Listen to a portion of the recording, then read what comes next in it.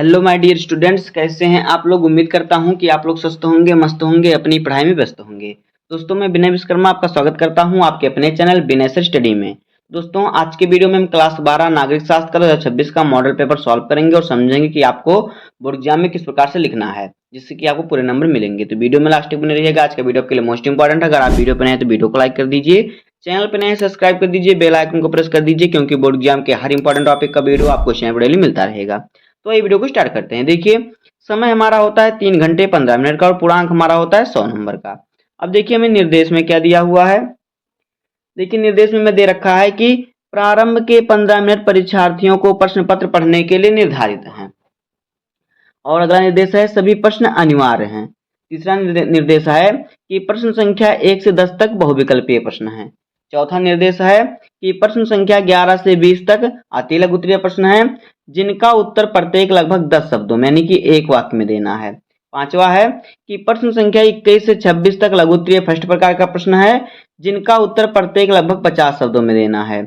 और प्रश्न संख्या 27 से 30 तक लघु उत्तरीय सेकंड प्रकार का प्रश्न है, जिनका उत्तर प्रत्येक का लगभग 100 से 125 शब्दों में देना है। अगला है निर्देश की क्या कह रहा है कि प्रश्न संख्या 31 से 32 तक दीर्घ उत्तरीय प्रश्न है, जिनका उत्तर प्रत्येक लगभग 250 शब्दों में देना है। और आगे है सभी प्रश्नों के निर्धारित अंक उनके सम्मुख दिए हैं। अब देखिए, हमारा आ गया बहुविकल्पीय प्रश्न। तो देखिए, बहुविकल्पीय प्रश्न में प्रश्न संख्या 1 क्या कह रहा है।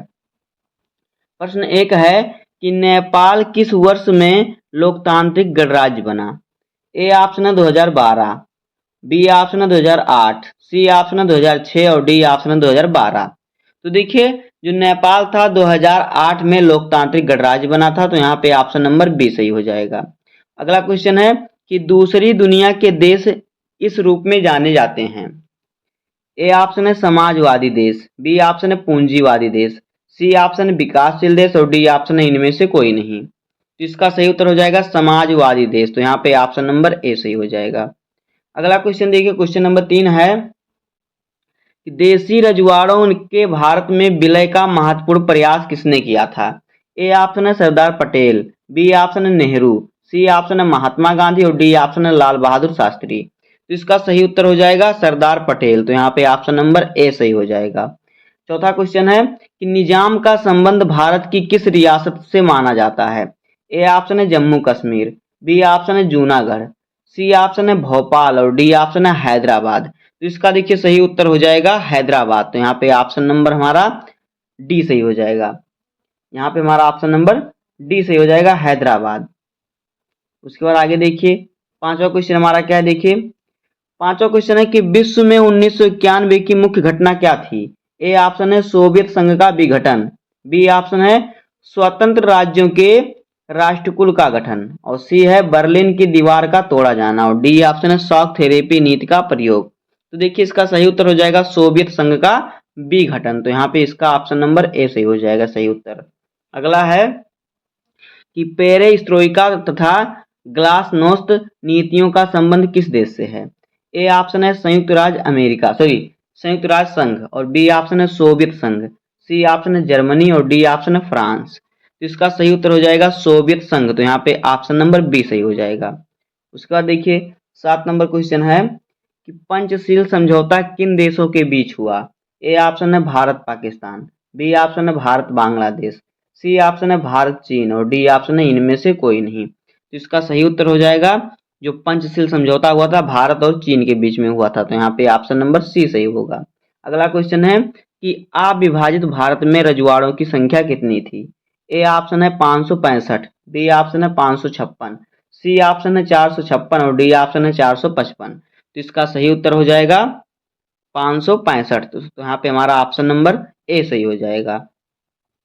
अब देखिए, 9 नंबर क्वेश्चन है कि भारत ने अपना पहला परमाणु परीक्षण कब किया। भारत ने अपना पहला परमाणु परीक्षण कब किया था। तो ए ऑप्शन है मार्च 1971, बी ऑप्शन है अगस्त 1972, सी ऑप्शन है जनवरी 1973 और डी ऑप्शन है मई 1974। इसका सही उत्तर हो जाएगा मई 1974। तो यहाँ पे ऑप्शन नंबर डी सही होगा। अगला क्वेश्चन है कौन सा दक्षिण एशिया का अंग नहीं है। ए ऑप्शन है श्रीलंका, बी ऑप्शन है भारत, सी ऑप्शन है चीन और डी ऑप्शन है पाकिस्तान। तो इसका देखिए सही उत्तर हो जाएगा चीन। तो यहाँ पे ऑप्शन नंबर सी सही होगा। अब हमारा आ गया अति लघु तृतीय प्रश्न। तो अति लघु तृतीय प्रश्न में प्रश्न संख्या हमारा 11 है कि दूसरी दुनिया के रूप में पहचाने जाने वाले दो देशों के नाम लिखिए। तो एक है पोलैंड और दूसरा है हंगरी। ये दूसरी दुनिया के नाम से जाने जाते हैं, माने पहचाने जाते हैं। आगे है 12 नंबर क्वेश्चन कि आसियान विजय 2020 की दो मुख्य बातें क्या हैं। तो देखिए आसियान विजय 2020 की दो मुख्य बातें निम्नलिखित हैं। नंबर एक, इसमें अंतरराष्ट्रीय समुदाय में आसियान की एक बहुमुखी भूमिका को प्रमुखता दी गई थी। दूसरा है टकराव की ज्यादा बातचीत का मांग अपनाया जाएगा। इस नीति से आसियान ने कंबोडिया के टकराव को समाप्त कर दिया। अब देखिए 13 नंबर क्वेश्चन है कि साफ्टा से आप क्या समझते हैं या साफ्टा से क्या अभिप्राय है। तो इसका उत्तर देखिए, साफ्टा से अभिप्राय है दक्षिण एशिया मुक्त व्यापार क्षेत्र समझौता। इस समझौते पर फरवरी 2004 में 12वें दक्षेत सम्मेलन में हस्ताक्षर किए गए। यह समझौता 1 जनवरी 2006 से प्रभावी हो गया। अगला क्वेश्चन है कि अंतरराष्ट्रीय स्तर पर काम करने वाले किन्हीं दो गैर सरकारी संगठनों का नाम लिखिए। पहला है विश्व स्वास्थ्य संगठन तथा दूसरा है अंतरराष्ट्रीय मुद्रा कोष। अगला क्वेश्चन देखिए 15 नंबर क्वेश्चन हमारा है कि दुनिया में सबसे ज्यादा सशक्त संघर्ष किस देश में होता है। देखिए उत्तर, दुनिया में सबसे अधिक सशक्त संघर्ष अफ्रीका के सहारा मरुस्थल के दक्षिणवर्ती देशों में होते हैं। यह क्षेत्र दुनिया का सबसे गरीब क्षेत्र है।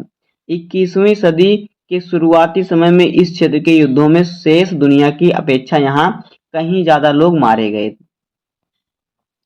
16 नंबर क्वेश्चन है कि लिमिट्स टू ग्रोथ नामक पुस्तक कब और किसने प्रकाशित की। तो देखिए लिमिट्स टू ग्रोथ नामक पुस्तक वैश्विक मामलों से सरोकार रखने वाले एक विद्वान समूह क्लब ऑफ रोम ने 1972 में प्रकाशित की थी। 17 नंबर क्वेश्चन है कि सामाजिक सुरक्षा कवच से क्या अभिप्राय है। तो इसका उत्तर देखिए, सामाजिक सुरक्षा कवच से अभिप्राय उन सांस्थानिक उपायों से है जिनके द्वारा आर्थिक रूप से कमजोर लोगों को वैश्वीकरण के दुष्प्रभाव से बचाया जा सके। अब देखिए 18 नंबर क्वेश्चन है, स्वतंत्रता के समय विभाजित हुए दो प्रांतों के नाम का उल्लेख कीजिए। पहला है बंगाल, दूसरा है पंजाब। अब देखिए 19 नंबर क्वेश्चन है कि महलनोबिस मॉडल पर आधारित पंचवर्षीय योजना कौन सी है। तो इसका उत्तर देखिए, दूसरी पंचवर्षीय योजना महालनोबिस मॉडल पर आधारित थी। इस योजना को पीसी के एक समूह ने तैयार किया था। इस योजना में भारी महालनोबिस के नेतृत्व में अर्थशास्त्रियों और योजनाकारों के उद्योगों के विकास पर जोर दिया गया। अब देखिए 20 नंबर क्वेश्चन है कि द्वितीय विश्व युद्ध के दौरान नेताजी सुभाष चंद्र बोस ने किस दल का गठन किया था। तो देखिए द्वितीय विश्व युद्ध के दौरान नेताजी सुभाष चंद्र बोस ने इंडियन नेशनल आर्मी INA का गठन किया था। अब देखिए हमारा आ गया लघु तृतीय प्रश्न। तो लघु तृतीय प्रश्न हमारा हर प्रश्न 5 नंबर का है। तो यहाँ पे 21 नंबर क्वेश्चन हमारा है कि भारत में परमाणु नीति पर संक्षिप्त निबंध लिखिए। तो देखिए नंबर 1, भारत ने परमाणु नीति में सैद्धांतिक तौर पर यह बात स्वीकार की कि भारत अपनी रक्षा के लिए परमाणु हथियार रखेगा, लेकिन इन हथियारों का प्रयोग पहले नहीं करेगा। दूसरा है भारत निशस्त्रीकरण के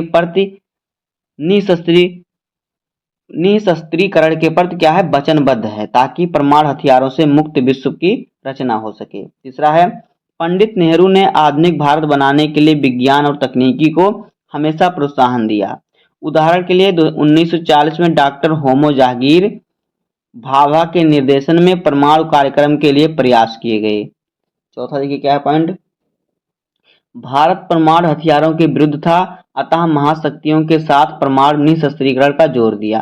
भारत ने NPT परमाणु अप्रसार संधि को हमेशा भेदभावपूर्ण माना और इस पर हस्ताक्षर करने से मना कर दिया। पांचवा है मई 1974 में भारत ने जब अपना पहला परमाणु परीक्षण किया तो इसे उसने शांतिपूर्ण परीक्षण करार दिया और परमाणु शक्ति को केवल शांतिपूर्ण उद्देश्यों को पूरा करने के प्रयोग पर ही जोर दिया। अब देखिए 22 नंबर क्वेश्चन है कि 1970 के दशक में इंदिरा गांधी की सरकार किन कारणों से लोकप्रिय हुई थी। तो देखिए उत्तर, 1970 के दशक में इंदिरा गांधी की सरकार निम्नलिखित कारणों से लोकप्रिय हुई थी। नंबर 1, इस समय सामाजिक मुद्दे प्रमुखता से लिए गए। दूसरा, इंदिरा गांधी ने भूमि सुधार किया और जोतबंदी कानूनों को सुधारने के लिए प्रचार किया। तीसरा है पूर्वी पाकिस्तान संकट और भारत पाक युद्ध से बांग्लादेश को एक स्वतंत्र राष्ट्र की तरह स्थापित करने के कार्य ने भी इंदिरा गांधी की लोकप्रियता में इजाफा हुआ, मुनाफा हुआ। चौथा है उन्होंने अपनी पार्टी की स्थिति को मजबूत बनाए रखा और दूसरी राजनीतिक पार्टियों पर निर्भरता कम कर दी तथा दिसंबर 1970 में लोकसभा को भंग करने का भी प्रस्ताव रखा। पांचवा है कि कांग्रेस विभिन्न सामाजिक वर्गों के मध्य निम्न लोकप्रिय हो गई और इसने दोबारा अपनी प्रभुत्ता को स्थापित कर लिया। अब देखिए 23 नंबर क्वेश्चन है कि 1970 के दशक के प्रारंभ में देश की आर्थिक स्थिति की विवेचना कीजिए। उत्तर देखिए कांग्रेस ने 1971 के चुनाव में गरीबी हटाओ का नारा दिया था, फिर भी भारत की सामाजिक आर्थिक स्थिति वर्ष 1971 से 72 के बाद वर्षों में भी कोई खास सुधार नहीं हुआ। भारत की अर्थव्यवस्था पर बांग्लादेश के संकट के कारण भारी बोझ पड़ा था तथा इसके उपरांत पाकिस्तान के साथ भी युद्ध करना पड़ा था। वर्ष 1973 में वस्तुओं की कीमतों में 23% और वर्ष 1974 में 30% की वृद्धि हुई, जिससे जनता को भारी कठिनाई का सामना करना पड़ा। अब देखिए 24 नंबर क्वेश्चन हमारा क्या है, कह रहा है कि अन्य पिछड़ा वर्ग पर राजनीतिक उदय पर एक संक्षिप्त टिप्पणी लिखिए। देखिए आपको इसका उत्तर किस प्रकार से लिखना है आपको कि 1970 के दशक का एक दूरगामी परिवर्तन था। अन्य पिछड़ा वर्ग का उदय ओबीसी शब्द से विचार विवेचन की एक प्रशासनिक कोट अन्य पिछड़ा वर्ग या अदर बैकवर्ड क्लासेज का संकेत किया जाता है। यह कोट अनुसूचित जाति अथवा अनुसूचित जनजाति से भिन्न है।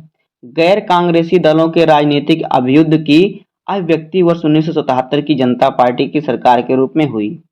जनता पार्टी के कई घटक दलों जैसे कि भारतीय क्रांति दल तथा संयुक्त सोशलिस्ट पार्टी का ग्रामीण इलाकों के अन्य पिछड़ा वर्ग में भारी जनाधार था।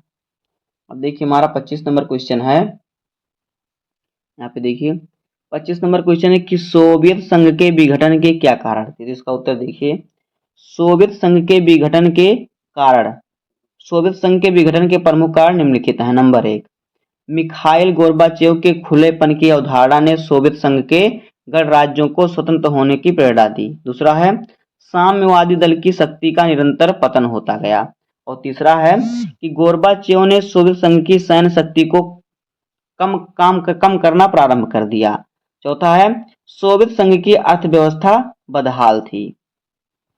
पांचवा है कि सोवियत संघ ने बाल्टिक गणराज्यों का रूस के अंतर्गत विलय उनकी इच्छा के विरुद्ध किया था। छठवां है सोवियत संघ में खाद्यान्नों का संकट उत्पन्न हो गया था। अब देखिए 26 नंबर क्वेश्चन हमारा है कि संयुक्त राष्ट्र संघ में सुधार का अर्थ है सुरक्षा परिषद के ढांचे में बदलाव। इस कथन का सत्यापन करें। तो देखिए इसका उत्तर आपको किस प्रकार से लिखना है। यह क्वेश्चन भी आपका 5 नंबर का है। तो देखिए सुरक्षा परिषद संयुक्त राष्ट्र संघ का सबसे प्रमुख अंग है। विश्व की 5 बड़ी शक्तियां सुरक्षा परिषद की अस्थायी सदस्य हैं और 10 अन्य देश इसके अस्थायी सदस्य हैं। सुरक्षा परिषद से जुड़ी एक मांग यह है कि सुरक्षा परिषद में अस्थायी और अस्थायी देशों की संख्या को बढ़ाया जाए। विशेषकर एशिया, अफ्रीका और दक्षिण अमेरिका के देशों को भी सुरक्षा परिषद का सदस्य बनाया जाए। ये सभी देश अमेरिका और पश्चिमी देश संयुक्त राष्ट्र संघ के बजट तथा प्रशासन में भी सुधार चाहते हैं। अब देखिए हमारा आ गया लघुत्तरीय सेकंड प्रकार का प्रश्न। तो यहाँ पे हर प्रश्न आपका 6 नंबर का है। यहाँ पे आपको 4 प्रश्न दिए हैं। तो देखिए 27 नंबर क्वेश्चन है कि संयुक्त राष्ट्र संघ यूएनओ की स्थापना व सदस्यता पर एक संक्षिप्त टिप्पणी लिखिए। उसके बाद 28 नंबर क्वेश्चन है आप किस आधार पर कह सकते हैं कि वैश्वीकरण भारत के हित में है। और अगला क्वेश्चन है कांग्रेस के प्रभुत्व की प्रकृति का वर्णन कीजिए। 30 नंबर क्वेश्चन है भारत और पाकिस्तान के बीच विवाद का मुख्य कारण क्या है। तो ये 4 क्वेश्चन है। चारों क्वेश्चन आपके 6-6 नंबर के हैं। तो यहाँ से आपको 24 नंबर मिल जाएगा। इसके बाद हमारा आ जाएगा दीर्घोत्तरीय प्रश्न। तो दीर्घोत्तरीय प्रश्न हर प्रश्न आपका 8 नंबर का है। यहाँ पे आपको 4 क्वेश्चन दे रहेंगे, 4 में से आपको 2 क्वेश्चन सॉल्व करना है। तो 31 नंबर क्वेश्चन है कि द्राविड़ आंदोलन भारत के क्षेत्रीय आंदोलन में सबसे ताकतवर आंदोलन था, समझाइए। यह क्वेश्चन आपका 8 नंबर का है। अथवा करके दिया है कि मंडल आयोग का गठन क्यों किया गया। तो इन दोनों क्वेश्चन में से आपको एक ही क्वेश्चन सॉल्व करना होगा। यहाँ से मिलेगा आपको 8 नंबर। उसके बाद देखिए 23 नंबर क्वेश्चन है वर्तमान में भारत और पाकिस्तान के मध्य संबंधों में आए बदलाव का विश्लेषण कीजिए। या क्वेश्चन भी आपका 8 नंबर का है। अथवा करके दिया है कि मूलवासी कौन है, इनके किन्हीं 3 अधिकारों का उल्लेख कीजिए। इन दोनों क्वेश्चनों में से आपको एक ही क्वेश्चन सॉल्व करना होगा, यहाँ से भी मिलेंगे आपको 8 नंबर। तो दोस्तों इसी प्रकार से आपको पेपर सॉल्व करना है और इसी प्रकार से आपको लिखना है, तभी आपको पूरे नंबर मिलेंगे। उम्मीद करता हूं कि आपको वीडियो पसंद आया होगा। अगर आपको वीडियो पसंद आए तो वीडियो को लाइक कर दीजिए, चैनल पर नए सब्सक्राइब कर दीजिए, बेल आइकन को प्रेस कर दीजिए, क्योंकि बोर्ड एग्जाम के हर इंपॉर्टेंट टॉपिक का वीडियो आपको इस चैनल पर डेली मिलता रहेगा। तो मिलते हैं किसी नेक्स्ट वीडियो में, तब तक के लिए धन्यवाद। जय हिंद।